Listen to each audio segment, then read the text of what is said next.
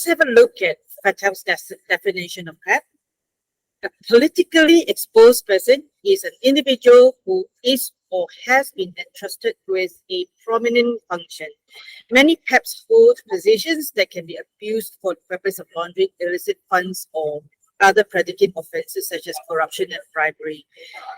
And there are three categories of PEP, being foreign PEPs, domestic PEPs, international organization PEPs, with foreign PEPs deemed to carry higher risk of the three.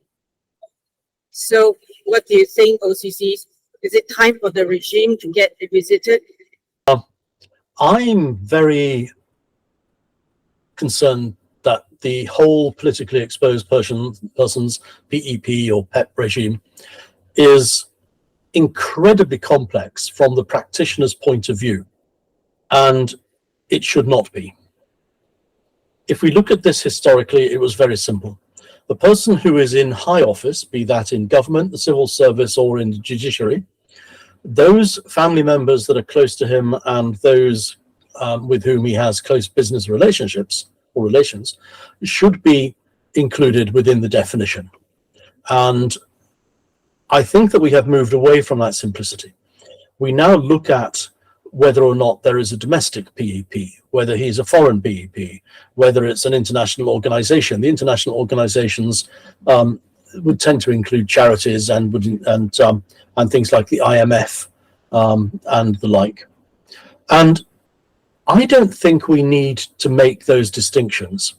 But the trouble is, we are where we are. And in our 15 minutes, we don't have time to argue the policy issues here. We can only say what we think will help practitioners.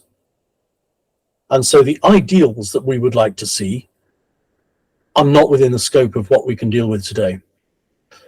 What do practitioners have to deal with? They have to deal with a complex regime which even the Financial Action Task Force admits is too complicated for governments to manage. You might wonder why I say that.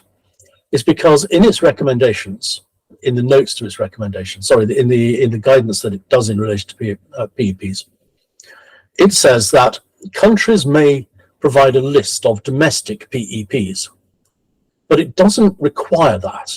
And the reason it doesn't require it is because the data keeps changing, and because different countries decide differently what they will classify as a PEP. So somebody who is a middle-ranking civil servant might be included in some countries, but not in others.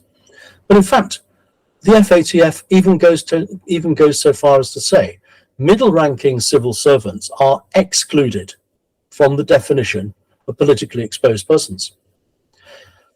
That assumes that only heads of department can commit offences which are relevant. It also can't make its mind up whether or not someone ceases to be a PEP. My view is that once a PEP, they should always be a PEP. And the reason for that is very simple. They've still got the money.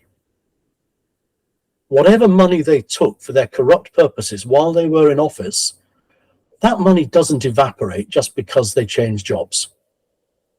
So from a practitioner's point of view, I think the thing to do is treat everybody who has any connection or is closely associated with government or the civil service or the judiciary as if they are, or has had any of those roles, as if they are now a politically exposed person. Risk assess them, and if the decision is that the risk is limited or little or none, then fine, treat them as an ordinary customer. But the starting point should always be, you have that job or you have had that job, and therefore we're going to treat you as if you are currently a PEP. I know others won't agree. Des. Strange you should say that. Yes, I disagree. Wolfsburg Group actually do say that the principle of once a PEP, always a PEP runs counter to an appropriate risk-based approach. And so should be considered before it's applied. I have a feeling that the PEP having been aware of both Financial Action Task Force approach to the categories and the Wolfsburg approach, which a lot of the banks use their approaches to them, there are some differences that do stand out.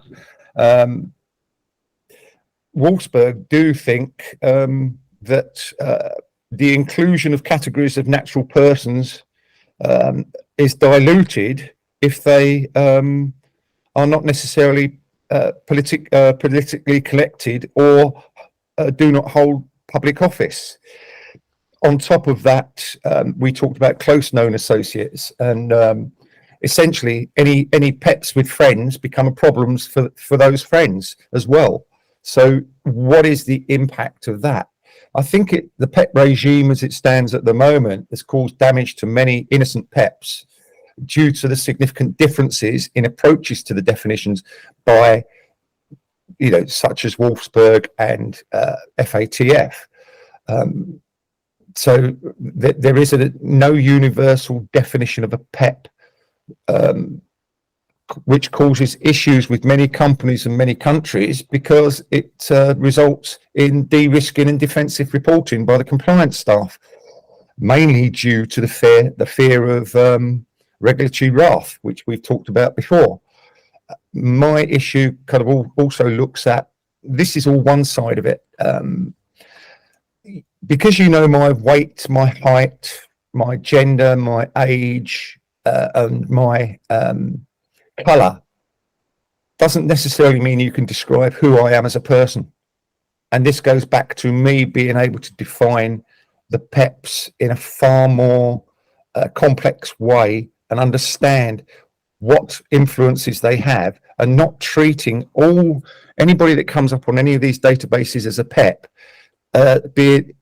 being treated in the same way, similar to that film, The Minority Report, which, was a film about pre-crimes. Because, yes, there is an awful lot of what I call the classic bribery and corruptions that go on because of the positions of influence. And state capture, for instance, happens when narrow interest groups take control of public policy and buying influence to rewrite the rules. And I'm struggling a little bit at the moment with what's happening in the UK, for instance.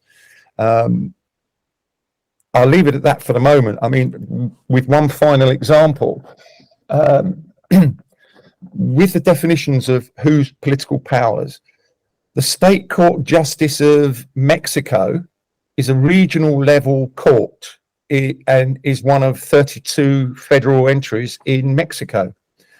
Malaysia's Superior Court judges are at a national level institution. So that means that depending on which country you're looking at with these PEPs, they don't necessarily fit one rule, one fits all. All Canadian mayors, regardless of the size of their municipality, are within a definition of a PEP. But you talked about domestic PEPs earlier, and neither USA or China requires domestic PEP screening. And some countries do not even consider their public offices to be PEPs. This is the issue all the way around. I'll leave it at that for the moment. Julia, over to you. Do you think this helps? What do you think, Mark?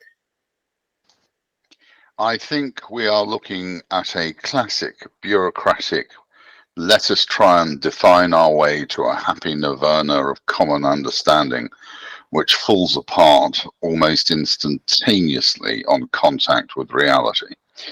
MLROs have the most awful position here because they're going to have to use the one skill that the public sector repeatedly refuses to define, and is the one on which their careers may well be crucified if they don't apply the correct enhanced due diligence to the right PEP in the right way.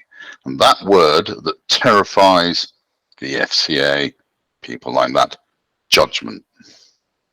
Des has just given some excellent examples of how between regions, between countries, you get different ideas what a PEP level is from an international basis.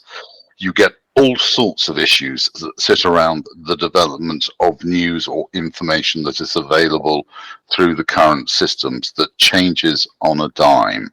And this is where what the reaction, for example, of the FCA today has been to go out to politicians for a consultation and go, please tell us what your experience of the PEP regime is. Now, it's 2023. I mean, you would have thought that the FCA or its forerunners, or possibly even Julius Caesar, would have thought to get around to actually looking at those issues a lot earlier.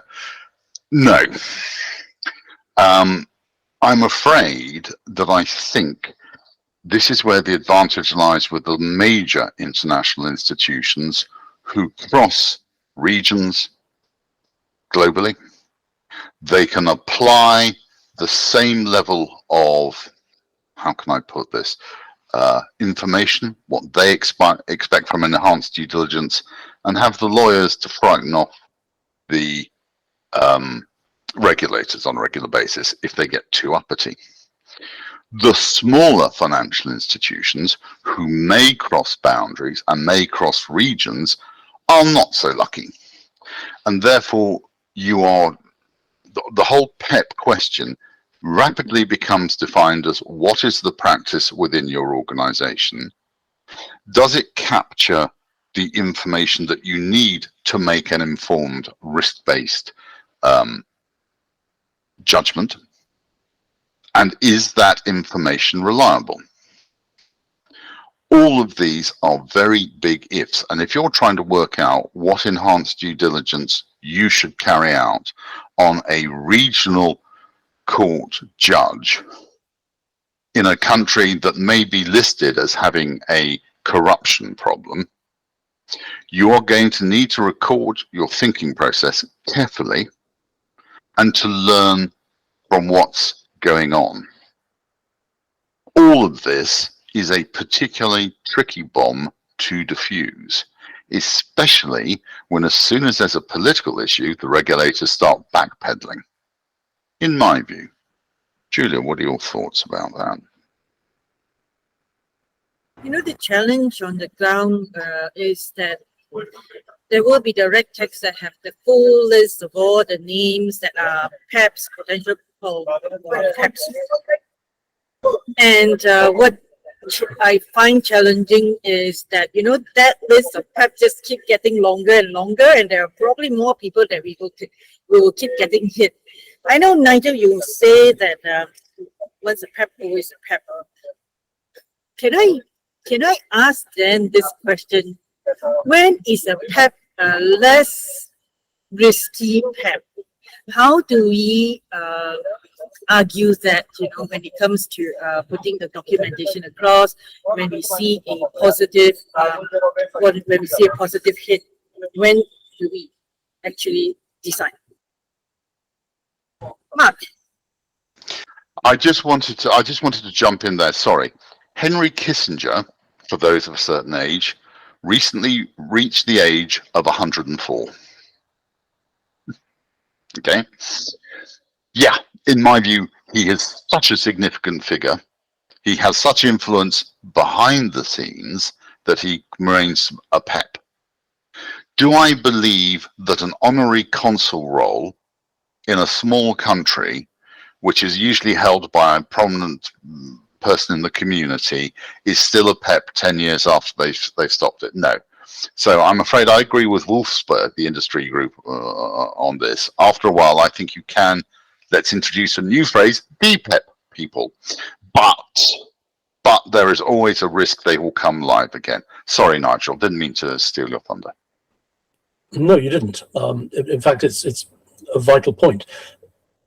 I don't think that you can say somebody is automatically not a PEP. I think that what you can say is this person has applied to do business with us. We know that he was a PEP over a period of time. We take the view that we will look at it and decide whether we still consider him to be a PEP. So I think it can be expired, but I think it expires on a case-by-case basis, not simply by leaving the job, which is what some people are suggesting. It's not, incidentally, that automatic expiry is not consistent with at least one interpretation of the FATF's own guidance. So I don't think that someone is going to be a PEP when an MLRO establishes on a risk-based approach that that person no longer presents a risk. Fine. But that assessment must take account of the fact that if we are considering PEPs from a point of view of money laundering, if he has accumulated large sums of wealth whilst in that position, and he's still got it, then he's still a money launderer and he's still a PEP. And that's the important point, that just because he's left the job doesn't mean he's left the benefits. The whole point of many money laundering schemes is to, for want of a better expression, kick the can down the road. Let's not make the money obvious now, but in 20 years' time, let's, I don't know, build a private library or put a name on an art gallery or something, so that my family's name lives forever with the money that I nicked from the state when I was in power. So that's why I say that you should never automatically say somebody is no longer a PEP, because they've still got the benefits in many cases, 20, 30, 40 years later. Yes, Mark. Sorry, I was just going to put I know we're up against time, and Julia is quite rightly going to discipline me for running over, and I apologise in advance, Julia. There are 3 very quick points with relation to the point about buying influence. Viva Henry Coulston doesn't always work in the long run. Mind you, in the long run, we're all dead. Henry Kissinger is only 100. God bless you, sir. I apologise for overaging you.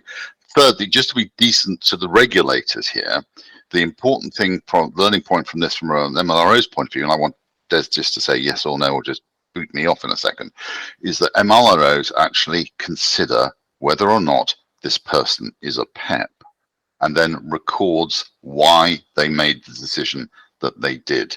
Because if you discover a PEP and nobody's ever looked at them in a portfolio, then the regulator has a point. Des, am I being too harsh? No. Julia? So I still have a few more questions to ask the OCC with regards to some examples that I have on PEPs and when they should not be considered, as well as the kind of enhanced due diligence that is required. And I believe this warrants a part 2 of a conversation about PEP. So see you in the next episode.